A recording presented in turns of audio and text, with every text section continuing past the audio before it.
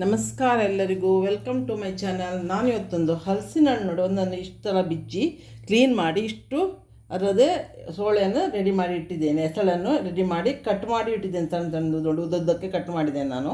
ಇದರಲ್ಲಿ ನಾನು ಇವತ್ತು ಹಲಸಿನ ಹಣ್ಣು ಕಡುಬು ಅಂತ ಮಾಡ್ತೀನಿ. ಇದರಲ್ಲಿ ಎರಡು ಟೈಪಲ್ಲಿ ಕಡುಬು ಮಾಡ್ತಾರೆ.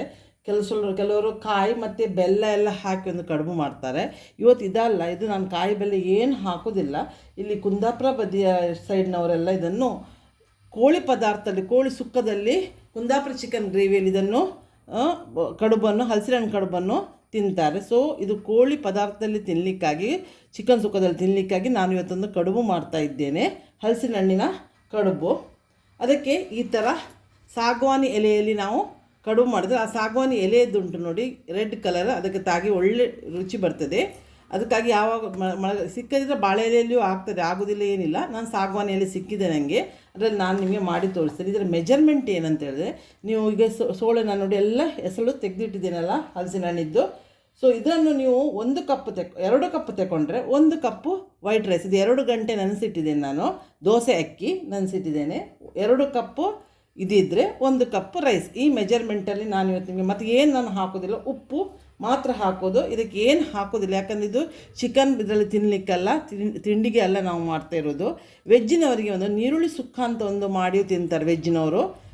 ಅದು ರೆಸಿಪಿಯನ್ನು ಆಲ್ರೆಡಿ ನಾನು ಶೇರ್ ಮಾಡಿದ್ದೇನೆ, ಆನಿಯನ್ ಸುಕ್ಕ ಅಂತ. ಅದನ್ನು ನೀವು ಬೇಕಾದರೆ ನೋಡ್ಬೋದು, ವೆಜ್ಜಿನವ್ರು ತಿನ್ನಲಿಕ್ಕೆ ಅಂತ. ಇದು ಮತ್ತು ನಾವು ಸ್ಟೋರ್ ಮಾಡಿ ಇದನ್ನು ಇಡ್ಬೋದು. ಈಗ ನಾನು ಮಿಕ್ಸಿ ಜಾರಲ್ಲೇ ಮಾಡ್ತೇನೆ. ಸುರಿಗೆ ನಾನು ಇದನ್ನು ಹಾಕ್ತೇನೆ, ಪಲ್ಸಿಗೆ ಹಾಕಿ ಸ್ವಲ್ಪ ಪೌಡ್ರ್ ಮಾಡಿ ತರ್ತೇನೆ ಹಲಸಿನ ಸೋಳೆಯನ್ನು. ನೋಡಿ ಇದನ್ನು ನೋಡಿ, ಒಳ್ಳೆ ಪೇಸ್ಟ್ ಆಯ್ತು ನೋಡಿ ಇದು. ಈಗ ಏನು ನೀರ್ಗಿರಿ ಏನು ಹಾಕಲಿಕ್ಕಿಲ್ಲ, ನೆನಪಿಟ್ಕೊಳ್ಳಿ. ಈಗ ನಾನು ಅಕ್ಕಿಯನ್ನು ಬಸ್ದ ಅಕ್ಕಿ ನೆನೆಸಿಟ್ಟಿದ್ದೇನಲ್ಲ, ದೋಸೆ ಅಕ್ಕಿಯನ್ನು, ಅದು ನೀರೇನು ಇರಬಾರ್ದು, ಅದನ್ನು ಇದಕ್ಕೆ ಹಾಕ್ತೇನೆ ಈಗ. ಮತ್ತು ನುಣ್ಣಗೆ ಅರಿಬೇಕಂತೇನು ಇಲ್ಲ. ಸುರಿಗೆ ನೀವು ಮಿಕ್ಸಿ ಜಾರಲ್ಲಿ ಕಡಿಯೋದು, ಎಲ್ಲರ ಮನೆಯಲ್ಲಿ ಗ್ರೈಂಡರ್ ಕೆಲವರಲ್ಲಿ ಯೂಸ್ ಮಾಡೋದಿಲ್ಲ. ಸಣ್ಣ ಸಣ್ಣ ಫ್ಯಾಮಿಲಿ ವೇಸ್ಟ್ ನಂತರ ಗ್ರೈಂಡರ್ ಉಂಟು, ನಾನು ಯೂಸ್ ಮಾಡೋದು, ತೊಳಿಲಿಕ್ಕೆಲ್ಲ ಕಷ್ಟ ಆಗ್ತದೆ ಅಂತ. ಸೊ ಆ ಟೈಮಲ್ಲಿ ನೀವು ಈ ಥರ ಇದನ್ನು ಯೂಸ್ ಮಾಡಿದ್ರೆ, ಮಿಕ್ಸಿಯಲ್ಲಿ ಸುರಿಗೆ ನೀವು ಪಲ್ಸಿಗೆ ಹಾಕಿ ಎಲ್ಲ ಹಲಸಿನ ಹಣ್ಣು ಸೋಳೆಯನ್ನು ಗ್ರೈಂಡ್ ಮಾಡ್ಕೊಳ್ಬೇಕು. ಆ ನಂತರ ನೀವು ಅಕ್ಕಿ ಹಾಕಿ ಕಡಿಯಿರಿ. ಇದೇ ಥರ ಮಾಡೋದು. ಬಟ್ ಕೆಲವರು ಲಾಸ್ಟಿಗೆ ಕಾಯಿ ತುರಿ ಹಾಕ್ತಾರೆ, ಬೆಲ್ಲ ಹಾಕ್ತಾರೆ, ಕಾಳು ಮೆಣಸು ಹಾಕ್ತಾರೆ, ಅದು ಒಂದು ಮಾಡ್ತಾರೆ. ನಾನು ಅದನ್ನು ಮಾಡ್ತೇನೆ, ಬಟ್ ಇವತ್ತು ನಾನು ಆ ಥರ ಮಾಡ್ತಾ ಇಲ್ಲ. ಇದನ್ನೀಗ ಪುನಃ ಕರ್ತರ್ತೇನೆ. ಏನು ನೋಡಿ, ನೀರು ಹಾಕದೆ ಈ ಥರ ಅರ್ದಿದ್ದೀನಿ ಎಲ್ಲವನ್ನು. ಈಗ ಇದೇ ಥರ ನಾನು ಅರ್ದು ತರ್ತೇನೆ, ನೀರು ಹಾಕಿಬಿಡೋದು. ಈಗ ಮಳೆಗಾಲದಲ್ಲಿ ಅದು ಎಂತಾಗಿದೆ ಅಂತ ಹೇಳಿ, ಹಲಸಿನ ಹಣ್ಣು ನೀರು ಎಳ್ಕೊಂಡಿರ್ತದೆ, ಅದಕ್ಕಾಗಿ ಇಲ್ಲದ್ರೂ ಹಾಕಬಾರ್ದು. ಇದೇ ಥರ ಗಟ್ಟಿಯಾಗಿ ನಾವು ಕಡಿಬೇಕು ಮಾತ್ರ. ಈಗ ಪುನಃ ಇದೇ ಥರ ಹಲಸಿನ ಹಣ್ಣು ಹಾಕ್ತೇನೆ, ಪಲ್ಸಿಗೆ ಹಾಕಿ ಅದನ್ನು. ಆಗ ಒಳ್ಳೆ ರೀತಿಯದು ಪೇಸ್ಟ್ ಆಗ್ತದೆ, ಇಲ್ಲದ್ರೆ ಜಾರಿ ಹೋಗ್ತದೆ ಅಕ್ಕಿ ಒಟ್ಟಿಗೆ ಹಾಕಿದ ಕೂಡಲೇ. ಅದಕ್ಕಾಗಿ ಫಸ್ಟಿಗೆ ಪಲ್ಸಿಗೆ ಹಾಕಿ ಅದನ್ನು ಗ್ರೈಂಡ್ ಮಾಡಿಕೊಂಡು ಮತ್ತೆ ನಾವು ಅಕ್ಕಿ ಹಾಕಿದರೆ ಈಸಿ ಆಗ್ತದೆ. ಇದೇ ಥರ ಎಲ್ಲ ಬ್ಯಾಚನ್ನು ನಾನು ಮಾಡಿ ನಿಮಗೆ ತೋರಿಸ್ತೇನೆ. ನೋಡಿ, ಹಿಟ್ಟು ಕಡ್ದು ರೆಡಿ ಆಯಿತು. ಈಗ ನಾನು ಇದಕ್ಕೆ ಉಪ್ಪು ಹಾಕ್ತೇನೆ, ಚೆಂದ ಮಾಡಿ ಮಿಕ್ಸ್ ಮಾಡ್ತೇನೆ. ಯಾಕಂದರೆ ಕೆಲವು ಸಲ ನಾವು ಒಂದೊಂದು ಮಿಕ್ಸಿ ಜಾರಿಗೆ ಒಂದೊಂದು ಥರ ಇದರಲ್ಲಿ ಪ್ರೊಪೋರ್ಷನೇಟಲ್ಲಿ ಹಾಕಿರ್ತೇವಲ್ಲ, ಅಕ್ಕಿ ಮತ್ತು ಹಲಸಿನ ಹಣ್ಣಿನ ಸೋಳೆ. ಅದಕ್ಕೆ ಚೆಂದ ಮಾಡಿ ಉಪ್ಪು ಹಾಕುವಾಗಲೂ ಹೀಗೆ ಮಿಕ್ಸ್ ಮಾಡ್ಬೇಕು. ಕಡಿಯುವಾಗಲೂ ಉಪ್ಪು ಹಾಕ್ಬೋದು, ಹಾಕಬಾರ್ದಂತ ಏನಿಲ್ಲ. ನೋಡಿ, ಇಷ್ಟು ದಪ್ಪ ಇರಬೇಕು ಬಂದ ಹಿಟ್ಟು, ನೋಡಿ ಇಷ್ಟು ದಪ್ಪ ಇರಬೇಕು. ದೋಸೆ ಅಕ್ಕಿಯನ್ನೇ ನೆನೆಸಿಟ್ಟು ನಾನು ಮಾಡಿದ್ದು. ನೀರು ಮಾತ್ರ ಚೂರೂ ಇರಬಾರ್ದು ಅಕ್ಕಿ ಕಡಿಯುವಾಗ. ಚೆಂದ ಮಾಡಿ ಈಗ ಮಿಕ್ಸ್ ಮಾಡಿ ನಾನೀಗ ಎಲೆಗೆ ಹಾಕಿ 1 ಅವರ್ ಮಾತ್ರ ಹೈ ಫ್ಲೇಮಲ್ಲಿ 1 ಅವರ್ ಬೇಯಿಸಬೇಕು. ನಾನು ಇವತ್ತು ಹಿಟ್ಟು ಜಾಸ್ತಿ ಉಂಟಲ್ಲ, ನಂತರ ಇಡ್ಲಿ ಬೇಯಿಸೋ ಪಾತ್ರೆ ಸಣ್ಣದುಂಟು. ಸೊ ನಾನಿವತ್ತು ಓಲ್ಡ್ ಇಡ್ಲಿ ಪಾತ್ರೆಯಲ್ಲಿ ಬೇಯಿಸ್ತಾ ಇದ್ದೇನೆ, ಸ್ಟೀಮ್ ಬರೆಸ್ತಾ ಇದ್ದೇನೆ. ಇದನ್ನು ಬೇಯಿಸಿ ಫ್ರೀಝರಿಗೆ ಹಾಕಿ ಬೇಕಾದಾಗ ನಾವು ಬಿಸಿ ಮಾಡಿಯೂ ತಿನ್ಬೋದು. ಉಪ್ಪು ನೋಡ್ತೇನೆ ನಾನು, ಕರೆಕ್ಟ್ ಉಂಟು. ಈಗ ನಾನು ಬೇಯಲಿಕ್ಕೆ ಇಡ್ತೇನೆ, ತೋರಿಸ್ತೇನೆ ನಿಮಗೆ. ನೋಡಿ, ಈ ಟೈಮಲ್ಲಿ ನೀವು ಕಾಯಿ ಹಾಕೋದಿದ್ರೆ ಇದಕ್ಕೆ ಇಷ್ಟು ಹಿಟ್ಟಿಗೆ ಒಂದು ಇಡೀ ಕಾಯಿಯನ್ನು ಹೆರ್ದು ಬಿಟ್ಟು ಗ್ರೈಂಡ್ ಮಾಡೋ ಹಾಕೋದಲ್ಲ, ಈಗ ಹಾಕ್ಬೋದು. ಆಗ ಹಿಟ್ಟು ಗಟ್ಟಿ ಆಗ್ತದೆ, ಕಾಯಿ ಹಾಕಿ ತಿನ್ನಲಿಕ್ಕಾಗ್ತದೆ. ಕಡಿಯುವಾಗಲೇ ಸ್ವಲ್ಪ ಇಲ್ಲದೆ ಬೆಲ್ಲದ ಪೌಡ್ರ್ ಹಾಕ್ಬೋದು, ಸ್ವೀಟ್ ಕಡಿಮೆ ಇದ್ದರೆ. ಇದು ನನಗೆ ಸ್ವೀಟ್ ಹೆಚ್ಚು ಬೇಡ, ಪದಾರ್ಥ ಅಂತ ತಿನ್ನಲಿಕ್ಕೆ ಅಂತ ಹೇಳಿದ್ದೇನಲ್ಲ, ತಿಂಡಿಗೆ ನಾನು ಮಾಡೋದಲ್ಲ ಅಂತ ಹೇಳಿದ್ನಲ್ಲ. ಪೆಪ್ಪರ್ ಪೌಡ್ರ್ ಹಾಕ್ತೀನಿ. ಪೆಪ್ಪರ್ ಪೌಡ್ರ್ ಯಾಕೆ ಹಾಕೋದು ಅಂದರೆ ಮಳೆಗಾಲದಲ್ಲಿ ಇದು ನೀರು ಎಳ್ಕೊಂಡು ಡೈಜೆಷನ್ಗೆ ಪ್ರಾಬ್ಲಮ್ ಆಗ್ತದೆ. ಪೆಪ್ಪರ್ ಕಡಿಯುವಾಗಲೂ ಹಾಕ್ಬೋದು, ಕುಟ್ಟಿಯೂ ಹಾಕ್ಬೋದು, ಹೀಗೆಯೂ ಹಾಕ್ಬೋದು. ನಾನು ಇವತ್ತು ಸ್ವಲ್ಪ ಬೇಕಾದರೆ ಪೆಪ್ಪರ್ ಕುಟ್ಟಿಟ್ಟದ್ದು ಉಂಟು ನಂದು, ಅದನ್ನು ಹಾಕ್ತೀನಿ ನಾನು. ಆ್ಯಕ್ಚುಲಿ ಪೆಪ್ಪರ್ ಇದೆ, ಇದಕ್ಕೆ ಹಾಕೋದಿಲ್ಲ, ಏನಿಲ್ಲ, ಉಪ್ಪು ಮಾತ್ರ, ಉಪ್ಪು ಹಾಕ್ತೇನೆ.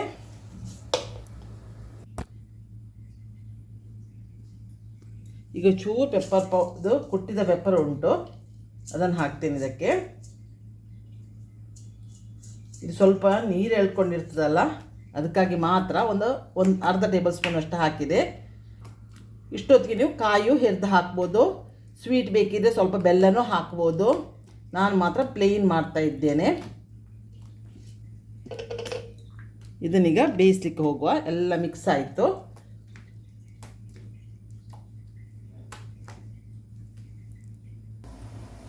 ಈ ಥರ ನೋಡಿ ಹಿಟ್ಟು ಹಾಕಿ, ಈಗ ನಾನು ಸ್ವಲ್ಪ ಎಲೆ ಸಣ್ಣದಿತ್ತು, ಅದಕ್ಕೆ 2 ಎಲೆಯನ್ನು ಮಿಕ್ಸ್ ಮಾಡಿಟ್ಟಿದ್ದೇನೆ.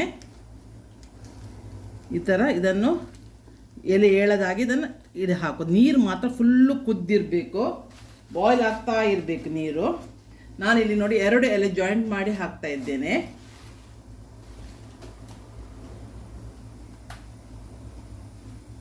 ಸ್ವಲ್ಪ ಮಳೆಗಾಲದಲ್ಲಿ ಸ್ವಲ್ಪ ಮಾಡೋದು ಸ್ವಲ್ಪ ಇದು ರಿಸ್ಕಿ, ಯಾಕಂದರೆ ಅದು ನೀರು ಎಳ್ಕೊಂಡಿರ್ತದೆ, ಸ್ವಲ್ಪ ನಮ್ಮ ಮೆಜರ್ಮೆಂಟ್ ಆಚೀಚೆ ಆಗ್ತದೆ ಮಳೆಗಾಲದಲ್ಲಿ.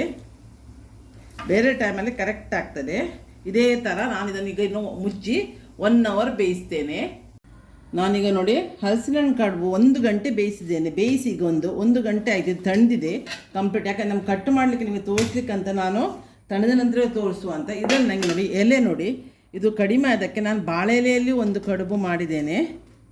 ಇದು ಬಾಳೆ ಎಲೆಯಲ್ಲಿ ಮಾಡಿದ ಕಡುಬು. ಇದು ನಾನೀಗ ನೀವು ಕಟ್ ಮಾಡಿ ತೋರಿಸ್ತೇನೆ. ಇದು ಇದರಲ್ಲಿ ಮಾಡಿದ ಕಡುಬು. ಇದು ಈ ಎಲೆ ನೋಡಿ ಈ ಥರ ಕೆಂಪು ಬರ್ತದೆ. ನಾನು ಇದನ್ನೀಗ ಕಟ್ ಮಾಡಿ ಹೇಗೆ ಆಗಿದೆ ಅಂತ ತೋರಿಸ್ತೇನೆ. ಇದೇ ಥರ ಮಾಡೋದ್ರಲ್ಲಿ ಏನು ಸ್ಪೆಷಲ್ ಏನು ಇಲ್ಲ, ಬಟ್ ಇದಕ್ಕೆ ನೀವು ಪ್ರೊಪೋರ್ಷನೇಟ್ ಅಂತ ಹೇಳಿದ್ರೆ ನನಗೆ ಕಡುಬು ಇದು ಒಳ್ಳೆಯದಾಗಿದೆ, ನೋಡೋಲ್ಲ ಗಟ್ಟಿಯಾಗಿದೆ. ನೀವು 2 ಲೋಟ ಸೋಳೆ ತಗೊಂಡ್ರೆ ಹಲಸಿನ ಹಣ್ಣಿನಿದ್ದು 1 ಲೋಟ ದೋಸೆ ಅಕ್ಕಿ ತಗೊಂಡ್ರೆ ಕರೆಕ್ಟ್ ಪೋರ್ಷನ್ ಸಿಗ್ತದೆ ನಿಮಗೆ. ಅದೊಂದು ಮೆಜರ್ಮೆಂಟ್ ಇಟ್ಕೊಳ್ಳಿ. ಯಾಕಂದರೆ ನಾವು ಅತ್ತೆ ಹತ್ರ ಕಲಿಯುವಾಗ ಅವರು ಕಣ್ಣಳತೆಯಲ್ಲಿ ಹೇಳ್ತಿದ್ರು, ಬಟ್ ಮತ್ತೆ ಕಡಿಮೆ ಆದರೆ ಕೂಡ ಅಕ್ಕಿ ಪುನಃ ಅನಿಸ್ತಿದ್ವಿ ನಾವು. ಸೊ ಆ ಪ್ರಾಬ್ಲಮ್ ಬೇಡ ಅಂಥೇಳಿ ಹೊಸತು ಮಾಡೋರಿಗೆ ಎಲ್ಲರಿಗಿದ್ದು ಉಡುಪಿ ಮಂಗಳೂರು ಬದಿರೋ ಹಲಸಿನ ಹಣ್ಣು ಕಡುಬು ಕಾಮನ್. ಬಟ್ ಇಲ್ಲಿ ನಾನು ಹೊಸ್ತು ಯಾರು ಮಾಡ್ತಾರೆ, ನನ್ನ ಕಸಿನ್ಸ್ನವರೆಲ್ಲ ಬಾಂಬೆಲಿದ್ದರು, ಅವರಿಗೂ ಬೇಕು ಮೆಜರ್ಮೆಂಟ್ ಅಂತ ಹೇಳ್ತಿದ್ರು.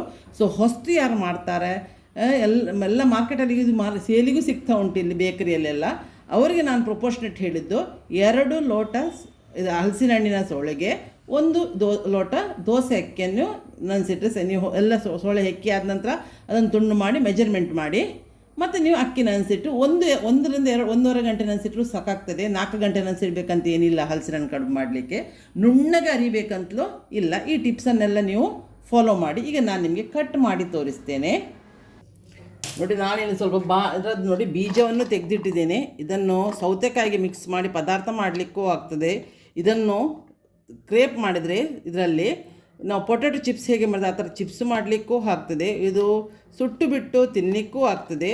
ಮತ್ತು ಇದರಲ್ಲಿ ಸೊಪ್ಪಿಗೆ ಮಿಕ್ಸ್ ಮಾಡಿ ಇದನ್ನು ತಿಂತಾರೆ ಆಷಾಢ ತಿಂಗಳಲ್ಲಿ, ಆಟಿ ತಿಂಗಳಲ್ಲಿ. ಇದು ನಾನು ತೆಗೆದಿಟ್ಟದ್ದು ಎಂತಕ್ಕಾದ್ರೂ ಯೂಸ್ ಆಗ್ತದೆ, ಸ್ವಲ್ಪ ಒಳ್ಳೆದಿತ್ತು. ಅದನ್ನು ತೊಳೆದು ಒಣಗಿಸಿ ಇಟ್ಟುಬಿಟ್ರೆ ನೀವು ಎಷ್ಟು ಸಮಯಕ್ಕೆ ಅದನ್ನು ಯೂಸ್ ಮಾಡ್ಬೋದು. ನಾನು ಅದನ್ನು ತೋರಿಸಿದ್ದೆ ಅಷ್ಟೇ. ಈಗ ನಾನು ನೋಡಿ ಒಂದು ಬಾಳೆ ಎಲೆಯದೊಂದು ಕಟ್ ಮಾಡಿ ತೋರಿಸ್ತೇನೆ ನಾನು ನಿಮಗೆ. ಬಾಳೆ ಎಲೆಯದು ಬಿಡಿಸ್ಲಿಕ್ಕೆ ಸ್ವಲ್ಪ ಈಸಿ ಆಗ್ತದೆ, ಆದರೆ ಸ್ವಲ್ಪ ಎಲೆ ಬಿಡಿಸ್ಲಿಕ್ಕೆ ಸ್ವಲ್ಪ ಕಷ್ಟ ಆಗ್ತದೆ ನೋಡಿ. ಈಗ ಕಟ್ ಮಾಡಿಯೂ ತೋರಿಸ್ತೇನೆ.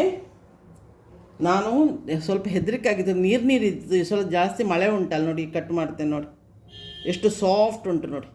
ಈ ಥರ ಸಾಫ್ಟ್ ಆದ ಕಡುಬು ನಮಗೆ ರೆಡಿ ಆಗ್ತದೆ. ಇದನ್ನು ಹೀಗೆ ಇಡ್ತೇನೆ ನೋಡಿ. ಇದು ಬಾಳೆ ಎಲೆಯಲ್ಲಿ ಮಾಡಿದ್ದು. ಈಗ ನಾನು ಇದು ನೋಡಿ ಹೇಳಿದೆಲ್ಲ, ಇದು ಎಲೆಯದ್ದು ತುಳುವಲ್ಲಿ ತೆಕ್ಕಿದೇರೆ ಅಂತ ಹೇಳ್ತಾರೆ, ಕನ್ನಡದಲ್ಲಿ ಸಾಗವಾನಿ ಎಲೆ ಅಂತ ಹೇಳ್ತಾರೆ, ಇಂಗ್ಲೀಷಲ್ಲಿ ಟೀ ಕುಡ್ಡಿದ್ದು ಅದರದ್ದು ಮರದ್ದು ಎಲೆ ನೋಡಿ. ಇದು ನೋಡಿ ಆ ಎಲೆಯದ್ದು ನೋಡಿ ಕೆಂಪು ಕಲರ್ ಕೊಡ್ತದೆ. ಇದು ಆ್ಯಕ್ಚುಲಿ ಹೆಲ್ತ್ಗೆ ಒಳ್ಳೇದು ಹೇಳ್ತಾರೆ ಈ ಎಲೆ. ಸೊ ನಾನೀಗ ಕಟ್ ಮಾಡಿ ತೋರಿಸ್ತೇನೆ ಅದನ್ನು ಕೂಡ ನಿಮಗೆ. 2 ನಾನು ಕಟ್ ಮಾಡಿ ಇದನ್ನು ತೋರಿಸಿ ಇಡ್ತೇನೆ ನೋಡಿ. ಒಳ್ಳೆ ಕಲರ್ ಬಂದಿದೆ ಇದರದ್ದು ಎಲೆಯದ್ದು. ಇದು ಇದರದ್ದು, ಇದು ಇದರದ್ದು. ಈ ಥರ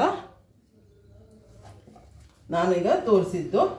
ಇದು ನಿಮಗೆ ಎಲ್ಲ ಉಡುಪಿ ಮಂಗಳೂರು ಬದಿಯಲ್ಲಿ ಹಲಸಿನ ಹಣ್ಣು ಕಡುಬು ಮಾಡೋದೇನು ದೊಡ್ಡ ವಿಷಯ ಅಲ್ಲ. ಇದು ನಿಮಗೆ ಇಲ್ಲಿಯವ್ರಿಗೆ ಕಾಮನ್ ಆಗಿರ್ಬೋದು.